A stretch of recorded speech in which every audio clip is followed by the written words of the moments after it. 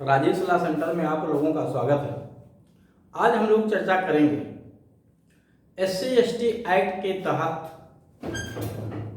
अगर कोई आदेश, कोई निर्णय या कोई दंडादेश SC/ST कोर्ट के द्वारा दिया जाता है, जो स्पेशल कोर्ट बना हुआ है, उसके द्वारा अगर कोई भी निर्णय पास किया जाता है तो उसके विरुद्ध अपील हम कब और कहां करेंगे, कितने दिन के भीतर करेंगे और कितने दिन के भीतर हमारे अपील का निस्तारण कर दिया जाएगा। इसी विषय पे बिंदुवार हम लोग चर्चा करेंगे। अपील का प्रावधान जो किया गया है वो SC/ST एक्ट 1989 की धारा 14A में किया गया है।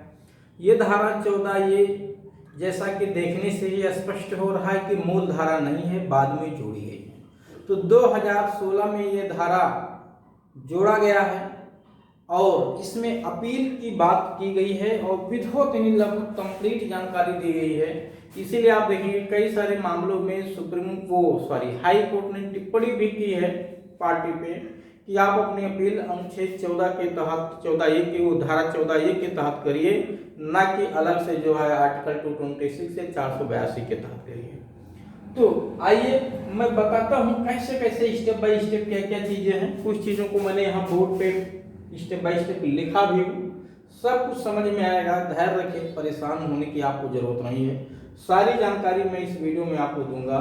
कुछ जानकारी अगर रह जाती है, अधूरी रह जाती है, नहीं समझ में आपको आता है तो ये नंबर देखिए ऑलरेडी बोर्ड पे लिखा हुआ है। आप इस नंबर पे जो है कॉल करके अपनी समस्या का समाधान कर सकते हैं और इस नंबर पे कॉल करके केवल SC/ST एक्ट के बारे में किसी समस्या को लेकर के ही नहीं बल्कि किसी और विषय को लेकर के, चाहे वो उत्तराधिकार का मामला हो, पॉक्सो एक्ट का मामला हो, ठीक है, IPC का मामला हो, कोई प्रोसीजर का मामला हो, कोई बंटवारे को लेकर के मामला, किसी भी टॉपिक पे जो है आप अपनी समस्या का समाधान कर सकते हैं इस नंबर पे कॉल करके।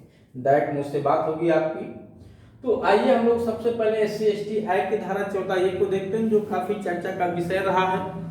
इस धारा में क्या बताया गया, देखिए मैं शुरू में आप लोगों को बता दूं कि इस चैनल पे ऑलरेडी बहुत सारे वीडियो अपलोड किए गए हैं, चाहे वो SC/ST एक्ट के हो, पॉक्सो एक्ट हो, भ्रष्टाचार निवारण अधिनियम का हो, दहेज प्रतिषेध अधिनियम का हो, ठीक है, या IPC है, CRPC है, CPC है, TPA, बहुत सारे कानून के बारे में बहुत सारे वीडियो अपलोड किए गए हैं। आप लोग वहां से वीडियो सर्च करके भी देख सकते हैं। साथ ही साथ यहाँ पे जो 14A है, जब किसी SC/ST एक्ट किसी व्यक्ति पे लगाया जाता है तो SC/ST एक्ट के मामले की सुनवाई करने का जो राइट है वो स्पेशल कोर्ट को दिया गया है। तो लगभग भारत के प्रत्येक सेशन कोर्ट में एक स्पेशल SC/ST कोर्ट बना दिया गया है, जो सेशन कोर्ट के यानी सत्र न्यायालय के समकक्ष होता है। जिला न्यायालय के नहीं, जिला न्यायालय शब्द यहाँ कहना ठीक नहीं है क्योंकि वो लीगली गलत है। उस जिला न्यायालय का मतलब सिविल न्यायालय होता है, सत्र न्यायालय का मतलब क्रिमिनल कोर्ट होता है। दोनों जिला न्यायालय सत्र न्यायालय पैरेलल होते हैं, लगभग एक ही कोर्टें होती हैं। सिविल मामला सुनते हैं तो जिला न्यायालय, क्रिमिनल मामला सुनते हैं तो सत्र न्यायालय कहते हैं, कोर्ट ऑफ सेशन कहते हैं या डिस्ट्रिक्ट कोर्ट कहते हैं, ठीक। तो यहाँ सत्र न्यायालय के समकक्ष SC/ST कोर्ट को स्टेब्लिश किया गया। लगभग भारत के हर जिलों में किया गया है। जहां कहीं नहीं भी किया गया है उस जिले में जो सत्र न्यायालय है या किसी ADJ को SC/ST कोर्ट की पावर दे दी गई है, उस मामले की सुनवाई वहां पे होती है। तो उस मामले के लिए उसको SC/ST कोर्ट माना जाता है, ठीक है। तो अब अगर SC/ST कोर्ट ने आपके मामले में, आप चाहे पीड़ित हो और चाहे आप उसमें आरोपी हो, अगर कोई निर्णय या कोई आदेश या कोई दंडादेश पारित किया है, कोई निर्णय यानी कोई जजमेंट या कोई सेंटेंस या कोई ऑर्डर पास किया है, तो उसके विरुद्ध हम अपील में हाई कोर्ट में जा सकते हैं। अब प्रश्न ये है कि वो किस तरह का सेंटेंस हो, किस तरह का जजमेंट हो, किस तरह का ऑर्डर हो। यद्यपि प्रत्येक आदेश, निर्णय या सेंटेंस के खिलाफ हम अपील में सुप्रीम हाई कोर्ट में नहीं जा सकते हैं अकॉर्डिंग टू CRPC, जब सीआरपीसी की धारा 372 से 394 का अध्ययन हम करते हैं और वहां पाते हैं कि बहुत सारे मामलों में अपील को प्रतिबंधित किया गया है, चाहे 375 हो या 376 हो, साफ साफ मना कर दिया गया है कि इस मामले में अपील नहीं होगी, इस मामले में अपील नहीं होगी। लेकिन वो सब अपवाद हैं यहाँ के, साफ साफ लिखा धारा 14 में सीआरपीसी में किसी बात के होते हुए भी, यानी 375 और 376 के भी प्रोविजन यहाँ अप्लाई नहीं होंगे। अगर अप्लाई होना होता तो लिखा जाता है, यहाँ पे साफ साफ लिखा हुआ है सीआरपीसी में किसी बात के होते हुए भी, ठीक है, तथ्य के संबंध में या विधि के संबंध में अपील करने का अधिकार हाईकोर्ट में दिया गया है। यानी बहुत बड़ी बात यहाँ कर दी गई है।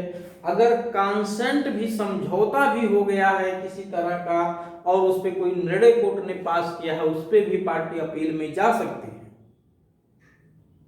अब प्रश्न यहाँ पे यह है कि अगर कोई बात नहीं समझ में आ रही तो आप वीडियो को रिवाइज करके सुनिए, उसके बाद भी समझ में नहीं आ रही है और आप किसी समस्या से ग्रसित हैं, किसी मुसीबत में फंस चुके हैं, तो आप इस नंबर पर संपर्क करके अपनी समस्या का समाधान कर लीजिए, ठीक है, वरना परेशान हो जाएंगे। तो यहाँ पे क्या कहेंगे, कोई भी निर्णय हाई, बस वो इंटरलोकेटरी आर्डर ना हो, ध्यान दीजिएगा, इंटरलोकेटरी आर्डर नहीं हो, अंतर्वर्ती आदेश ना हो। इसका मतलब यह है कि SC/ST कोर्ट ने कोई समन जारी किया, अरेस्ट वारंट जारी कर दिया, कोई दस्तावेज मंगाया है, तो ये सब आर्डर इंटरलोकेटरी आर्डर होते हैं, इसके खिलाफ आप अपील में नहीं जा सकते। इसके अलावा उसने किसी पार्टी का नाम हटा दिया, किसी व्यक्ति का नाम चार्जशीट से हटा दिया है, किसी व्यक्ति का नाम चार्जशीट में नया जोड़ दिया है, नई धारा बढ़ा दी है, धारा घटा दी है, तो ये सब भी तो निर्णय है, आर्डर है एक तरह के कोर्ट के।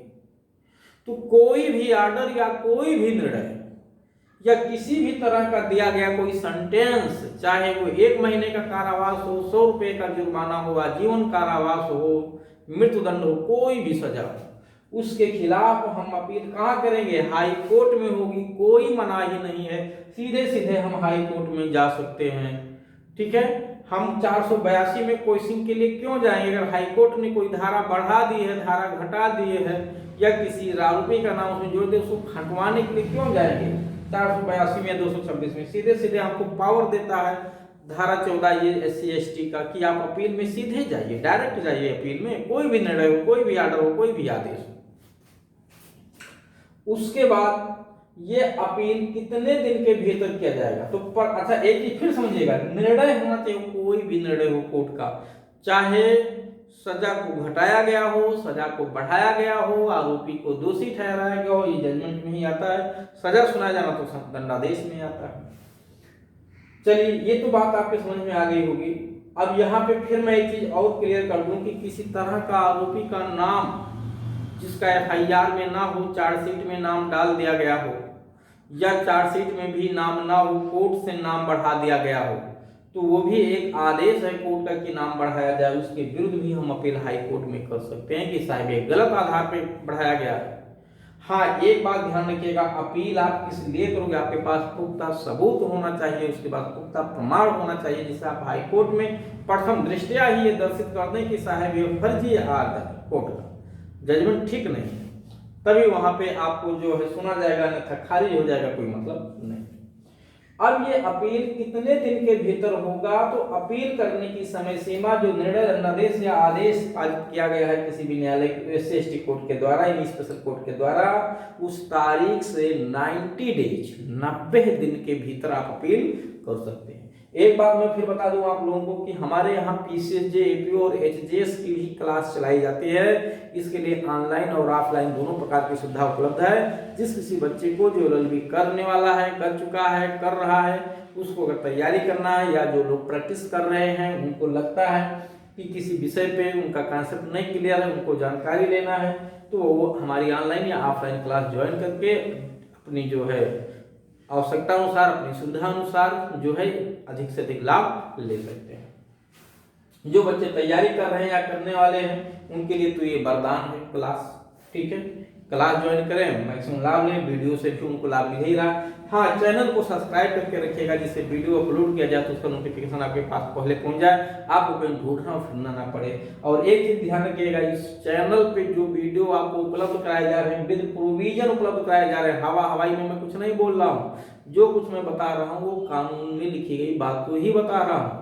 तो जरूरत पड़े तो आप इस वीडियो को अथॉरिटी को दिखा के चैलेंज भी कर सकते हो, उसको काट नहीं सकते हैं, ठीक है। और दूसरा चीज यहाँ जो आपको बताया गया ऑथेंटिक चीज बताई जा रही है, दूसरे वीडियो बहुत सारे चैनल हैं जहाँ पे आपको भ्रमित भी किया जाता है, गलत इंफॉर्मेशन दे दिया जाता है, लोगों को जानकारी नहीं है फिर भी वीडियो गलत बना के अपलोड कर देते हैं, तो आप वहाँ भ्रमित हो जाते हैं। कि जैसे बहुत सारे मामलों में किसी ने कहा साहब कि SC ST में 6 महीने अब जो है बेल नहीं मिलती, 6 महीने बेल ही नहीं मिलती, ये कहाँ से प्रावधान है? किस SC ST एक्ट में लिखा हुआ 6 महीने बेल नहीं मिलती है?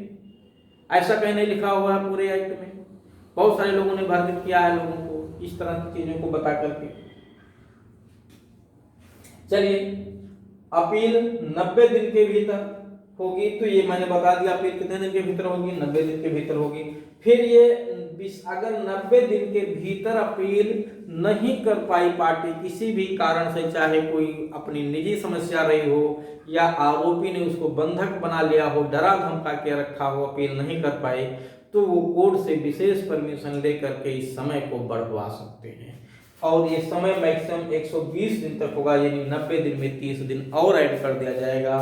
तो निर्णय आदेश या सेंटेंस यानी दंडादेश पारित करने की तारीख से आपको 120 दिन के भीतर अपील फाइल करनी ही होगी हर हालत में। उसके बाद इस अपील का निस्तारण 3 माह के भीतर करने की बात की गई कि जब अपील हमारी हाई कोर्ट में फाइल हो जाएगी तो उसका निस्तारण 3 माह के भीतर यथासंभव किया जाएगा। फिर देखिए इसमें लेकिन लगा दिया, लेकिन लगा दिया यथासंभव, तो यथासंभव कभी हो ही नहीं पाएगा, 3 महीने के भीतर हो ही नहीं पाएगा व्यवहार में।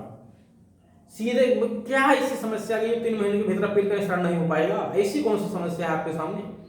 अगर लग रहा है जजों की कमी है, कोर्ट की कमी है, तो बढ़ाइए ना, अदालत को बढ़ाइए और 3 महीने के भीतर अपील का निस्तारण करिए। 3 महीने का समय कम होता है, बहुत होता है 3 महीने का समय, लेकिन उसमें भी लेकिन है यथासंभव, तो ये कभी संभव नहीं हो पाता है 3 महीने में। 6 महीने साल भर अपीलें चलती रहती हैं। फिलहाल 3 महीने के भीतर निस्तारित करने का प्रयास करेगा कोर्ट, नहीं कर पाएगा तो अपने रीजन को लिखेगा क्या हुआ, ऐसी कौन सी यथासंभव में जो उसको संभव नहीं हो पाया और ऐसी समस्या अराइज हो गई कि वो 3 महीने के भीतर निस्तारित नहीं कर पाया। तो इस तरह से आपने देखा कि धारा 14A अपील के बारे में मैंने यहाँ पे बता दिया SC ST पे। इसके अलावा SC ST पे बहुत सारे वीडियो बने हुए हैं, आप लोग वहां से जाकर के देख सकते हैं, ठीक है। ये एग्जाम की दृष्टि से भी काफी महत्वपूर्ण है, ध्यान दीजिएगा, ठीक है। अपील के बारे में SC ST एक्ट में क्या प्रावधान किया गया है, ठीक है, क्या उसमें CRPC प्रभाव डालती है या नहीं, तो बिल्कुल नहीं प्रभाव डालती है। ये धारा स्पेशल है अपने आप में, वो यहाँ जो लिखा है वो अंतिम है, इस पे CRPC किसी तरह का प्रभाव नहीं डालती। मैंने पहले ही बताया कि सहमति के आधार पर भी जजमेंट आया है तो भी उसकी अपील हो सकेगी, छोटे मामले में भी अपील है तो भी अपील हो सकेगी। धारा 375 376 CRPC का प्रोविजन यहाँ बिल्कुल अप्लाई नहीं होता है, ये ध्यान दीजिएगा।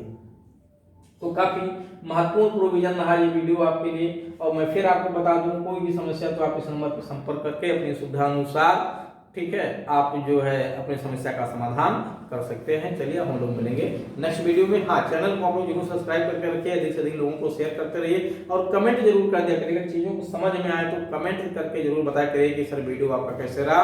और अब हम लोग मिलेंगे नेक्स्ट।